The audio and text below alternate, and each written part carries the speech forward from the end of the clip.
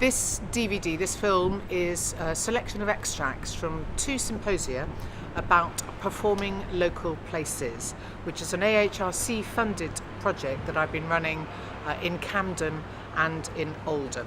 The invited audiences for both the symposia are basically members of councils, both all the Greater London Authority Councils and all the Greater Manchester Authority Councils. They all have responsibility for commissioning for areas such as public health and well-being, for community cohesion and indeed for arts development. I'm Maggie Kuhnfeld, the Executive Director for Health and Wellbeing at Oldham Council. It's a very broad portfolio covering public health, children's and adult services. But really quite importantly, it's also the arts and culture part of the portfolio and the different mix and the vibrancy that brings to the people of Oldham. And I think on mornings like this, it really feels like a great privilege to do my job, because the opportunity to meet with people from different councils, to work here with the elected members from Oldham, but colleagues from Oldham as well, but also get the opportunity to work with people who I don't normally come across in my daily work, such as James from the Theatre Workshop and Sally from the Central School of Speech and Drama. So I think when we started to develop the Unfamiliareyes project, I think one of the things that really occurred to me and to colleagues, and particularly Bruce Penhale, who started some of this work, was that it has a real fit with our cooperative values and our cooperative ethos here in Oldham. So it really is about working with our communities, trying to get a real understanding of what's important to them and how they see things, and really start to shape and tailor our approaches in terms of how they see the world, not just through our eyes, which are very often the familiar eyes rather than the unfamiliar eyes. So it's been a really great opportunity for us, not least to work with colleagues from Camden Council, really understand their project and their approach, and really learn from that as well. But right this moment, I would like to introduce Professor Sally Mackey from the Central School of Speech and Drama. So welcome, Sally, to our Thank you, Marion.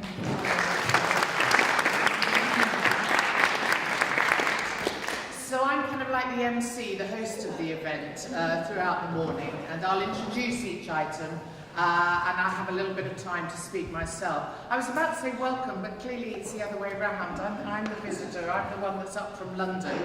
This is the second of 2 symposia. The first one was in Central in Camden, London last week, because we worked with Camden, we being Central, we worked with Camden as well as working with Oldham councils. The name of the symposium, Unfamiliareyes, Maggie has already touched on this. It's a Performing Local Places Symposium, which is what the whole project was called, Performing Local Places.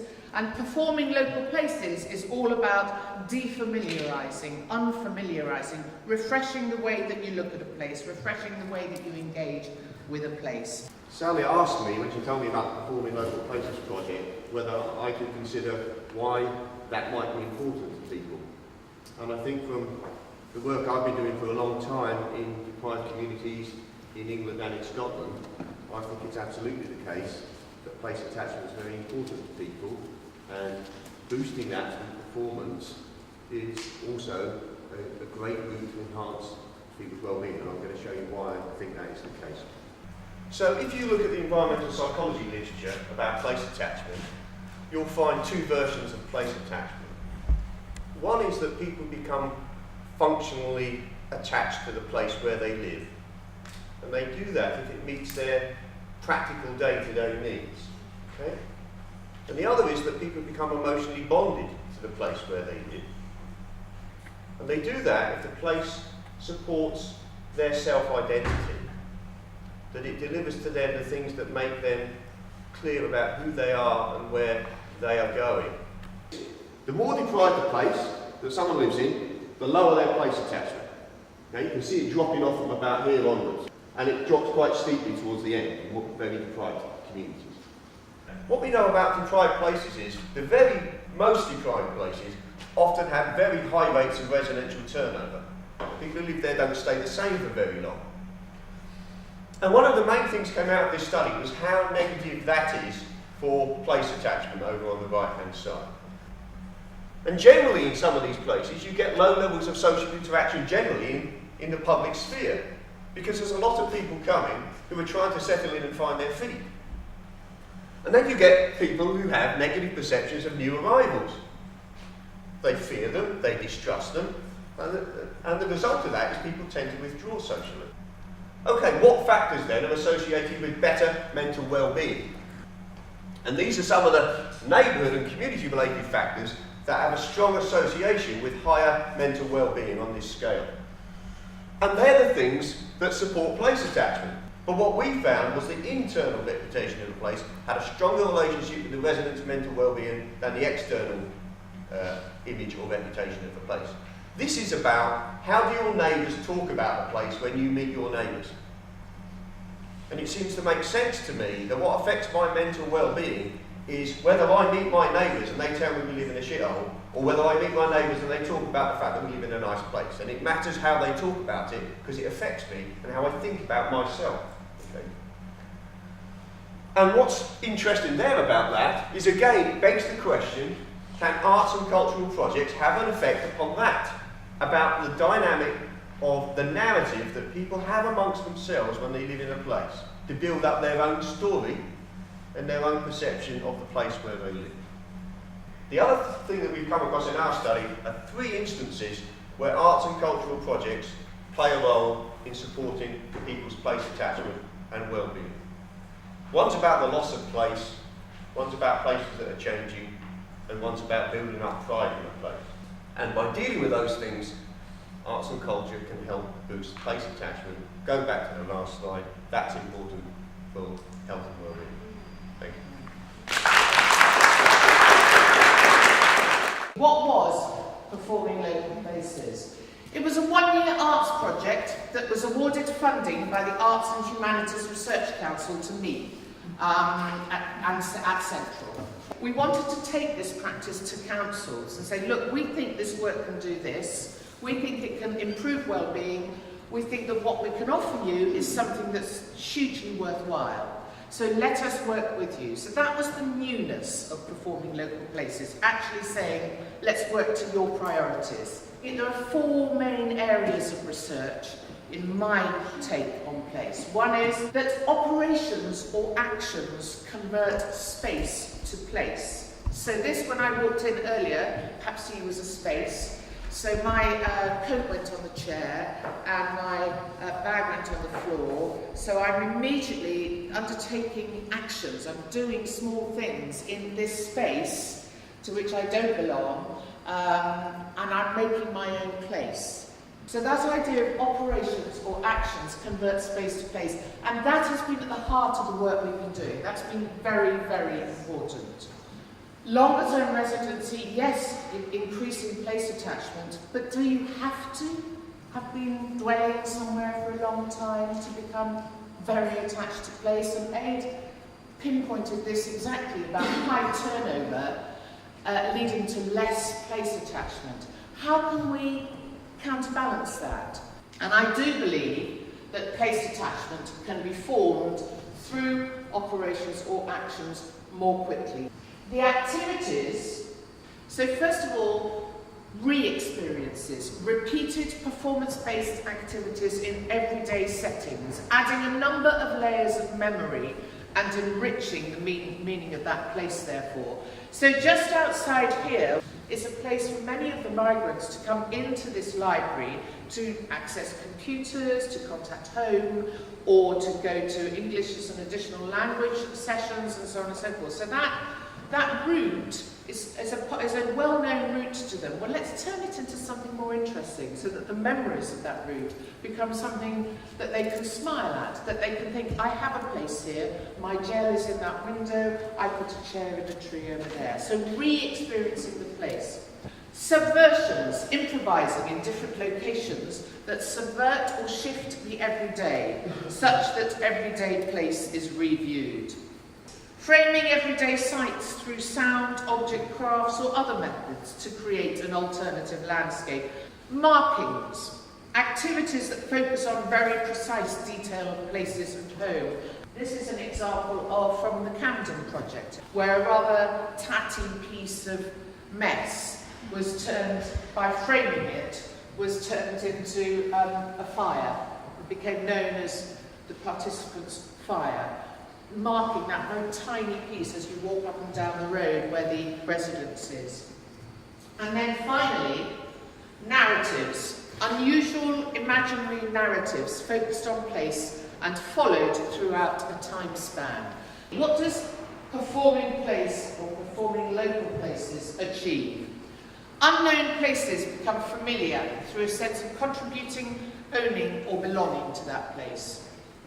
Places of fear might be shifted through performing them, and that happened particularly in the Half Moon workshop with the young people. That people's identity might be reconceived, rethought by people, by others living there. And there's more. It achieves more. My name's Callum, and I work for St Mungo's Housing Association, and I manage a supported accommodation team, and we work with clients, men and women that have a mental illness. All of our services are funded by Camden Council, Adult Social Care, and all of our services sit in Camden's mental health pathway. We would hope one day all of our clients can live on their own in their own accommodation and lead safe and happy lives in the community. In my experience,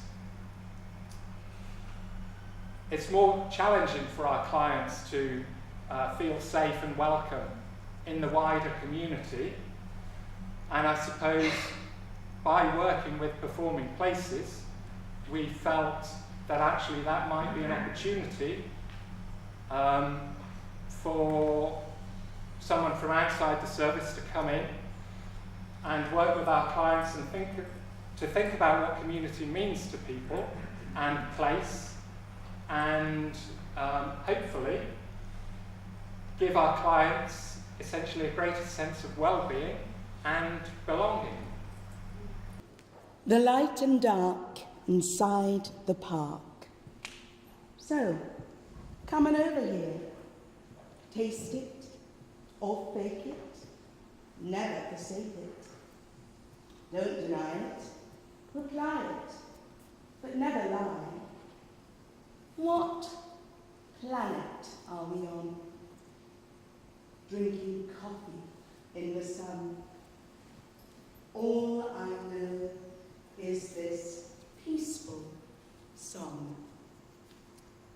That poem is called Light and Dark, as I think we just said officially, written by Lily, one of the residents that we worked with at St Mungo's in the Borough of Camden. My name is Sam. It's lovely to be here. So Lily wrote this reflective poem about her experience of a green space. And green spaces have featured heavily in our work at St Mungo's, walking around the local area. You come here now, Sam. Let's just get going. Yeah, I'm just doing the walk. You know, the walk. What walk? The walk that one of the residents and I talked about. The walk that we discussed when we were looking at the central building and thinking, this building is slightly imposing. We don't know much about it, so we decided to do the Madonna walk up the steps. I'm a bit nervous about this. Perfect. Okay, so can we all try that? Can everyone just stand up for me? And yes, absolutely. Just stand up. And let's just imagine that we feel we're just facing this very imposing structure, this building, and we feel very intimidated and uncomfortable. And let's just really physically overact that feeling. And then let's just reimagine that as you're feeling supremely confident, much more confident than you actually really are right now, supremely confident. Oh, nice. And then just reenact that walk. So you just imagine you're just walking along, feeling really confident and happy. On the spot. Secure on the spot. Just embodying that feeling. Perfect. And then just relax. Perfect. So that's just a tiny, weeny little example of one of the sort of soft performance techniques. We're trying to find different ways of embodying this new sense of confidence or engagement with what was going on in our local community and place. So one of our key practices that we've been working with is leaving trails. So this was about going to an ice cream parlour, a local ice cream parlour called Sprinkles. So we bought cake sprinkles and left a trail of cake sprinkles all the way to Sprinkles, and then went there and engaged with that place. So that was a re-experiencing. Once we established a core group, 3 of those residents are here with us today. The work just took off and it was amazing. I've been homeless for 17 years, in and out of hostels. I got diagnosed with bipolar in 2004. Every year in and out of hospital. I've made a full recovery. I'm really happy. Finding my place. The nice place I visited today was a little park and birds and squirrels were there. I put some monkey nuts on the grass by the tree. Although I spend many days in bed, I find sitting in David's Deli Cafe, watching the world go past, very nice. In the background, I hear friendly conversations. The boss knows me very well. Thank you. Okay. This is Little Wolf, by the way. He's my 24/7 support worker. And my first time with the group, we went to Sprinkles. So this is the poem I came up with. It's called Frothy Coffee. Little wolf and me with a frothy coffee, a bacon sarnie to fill my tongue. No McDonald's, Starbucks or Nando's. Little wolf gets so excited too, until I am exhausted and can dance no more. We have an ice cream cone too. And then my reflection on the experience of performing plays group, finding my place. This poem is so brutally truthful, it makes me feel heat with embarrassment, because I've found my place is with Little Wolf wherever we go. This group has helped me and Little Wolf to go out in public and eat his sprinkles. Thanks.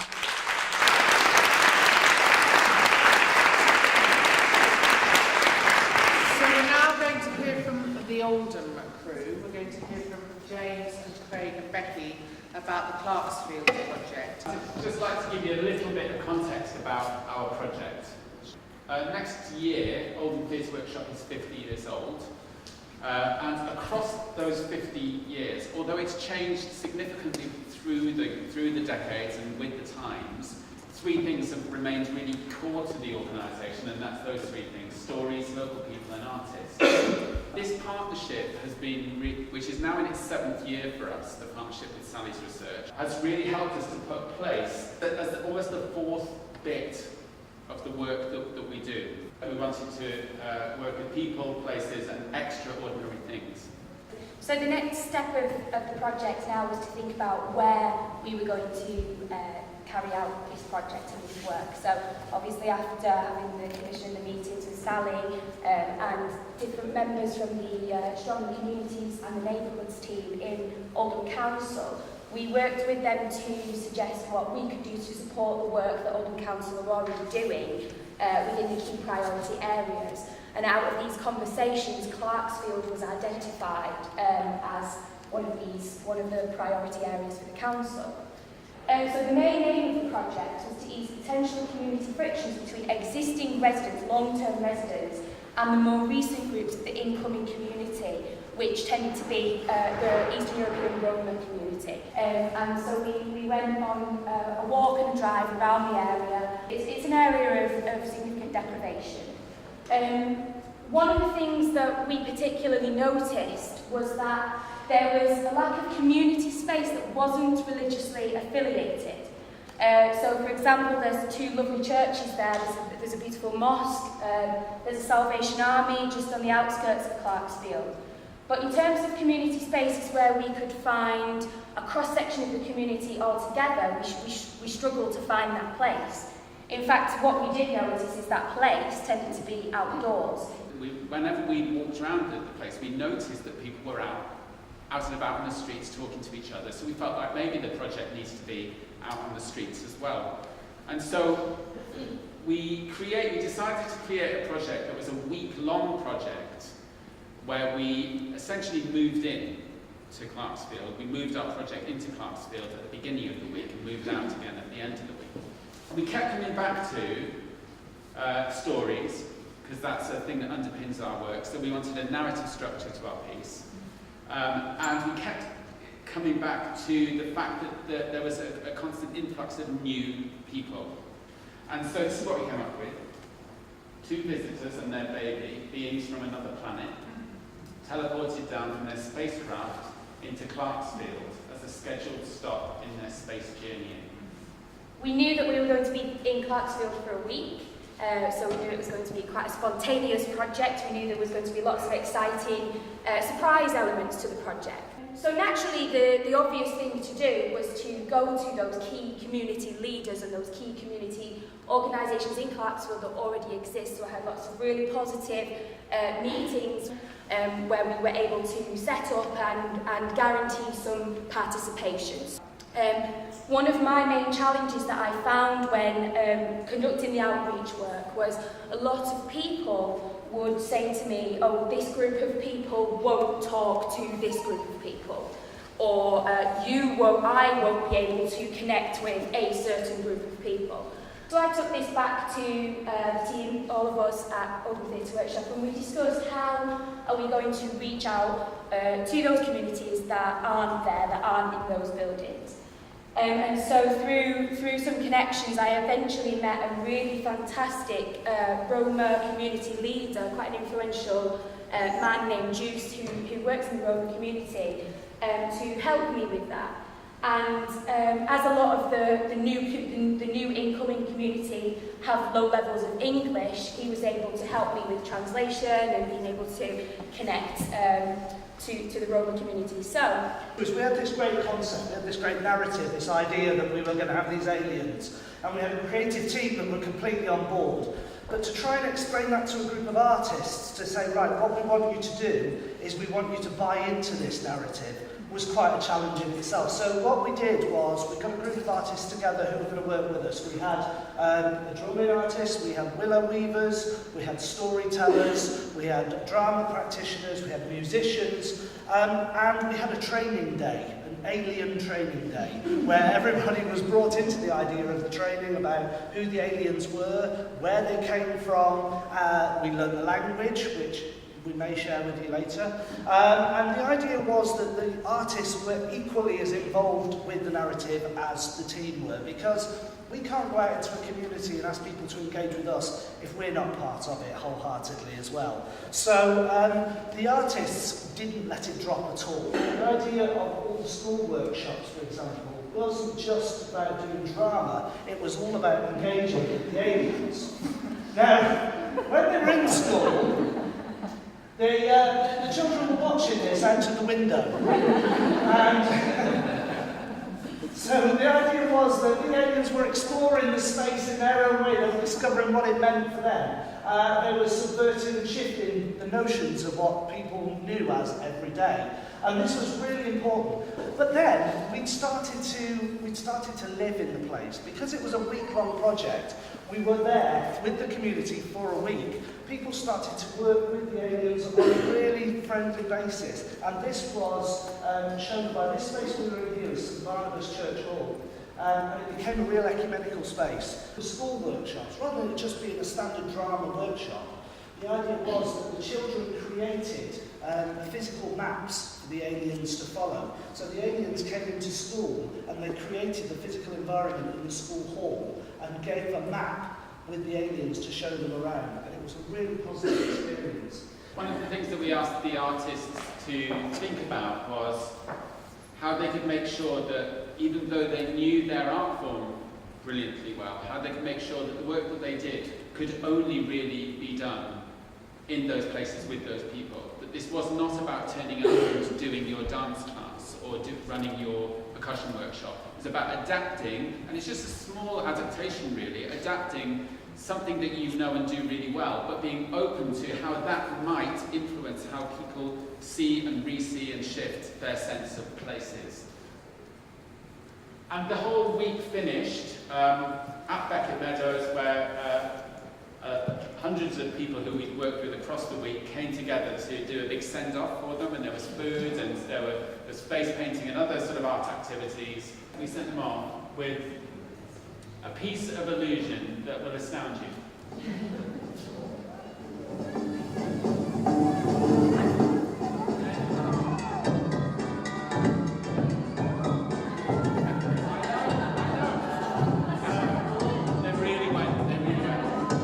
I was invited along to the event today sort of via Camden Council and the Royal School of Speech and Drama. Really the whole approach is quite different to what we do. The bulk of my job is about developing accommodation, about buildings, environment, support services. So things like arts and community groups and so forth, that's kind of outside what we generally do. And sometimes these things are perceived as being the sort of the softer side of the work, and perhaps a kind of an indulgence or not the most effective use of resources. So it was very interesting to hear such a strong and compelling case for using the arts to help break down the barriers to address the sort of challenges that we face in our work. I think one of the most fascinating things for me today from the Performing Local Places Symposium was thinking just about how all of these ideas actually relate to so many different things across council agendas. So I'm coming at it from an arts background, but I'm obviously very aware of the links with our mental health team. But actually it goes beyond that, and I think there's so many other interesting areas where we can bring in these same thought processes. The topics that we discussed today were really crucial in this time and age where people are facing lots of issues of displacement especially. And for me personally, coming from Singapore, a land where everyone is an immigrant, it's given me a lot of food for thought. For me, of course, in terms of the community cohesion piece, I see it as a very useful way of enabling people in a particular area to re-engage with each other. So this morning's work has been really, really important to me, because one of the things that we're very, very keen on in Oldham Council is making sure that we properly engage with all our communities. We have a really, really key understanding of what's important to them and how they want to live their lives. I found today absolutely fascinating. I think the projects that have been done both in Camden, but obviously for me, particularly in Clarksfield, epitomise the beauty that the arts can bring to the work that we're doing as a council and trying to make a difference in the lives of people. I loved it. I thought it was fantastic this morning. I suppose what I really got out of it was, one was the work that was happening in Clarksfield, but also in St Mungo's, just being able to see what that meant on a day-to-day basis. Then having it connected to the presentations about how attachment to place is good for people's mental well-being. I thought that narrative, that whole story really worked for me. It still left me with a challenge, because I thought, yep, this has happened. We can't leave it at that. We have to do something to build upon this. If we leave it just like that, then we've failed. I think we've failed the people who put the work in. We've failed the people who funded the research. So we actually need to take it further. So I think a challenge for us is not to say, this is great. We need to do it 10 times this amount in Oldham. We didn't do it across Oldham. We need to make connections with the health service. We need to make connections with housing. And I think this is all possible. So that's really the challenge for me now, is this has been brilliant. Great to see it. We need to now kind of owe something. We need to give something back, which is actually to take it on to a much higher level and see how we can get sustainable funding so that this actually happens on a recurring basis across Oldham. One of my interests today was to see whether there was ideas that I could take back to Bury and how we could deliver a similar project actually in Bury. So yes, it sparked lots of ideas for me, and now I'll be looking to try and meet up with people within Bury Council, sort of within housing, within the health and wellbeing team, to look at how we can not replicate but do something that might have a similar impact in Bury. With my arts hat on, it's really interesting to go around to these different places and meet different people and get their different ideas of what to do.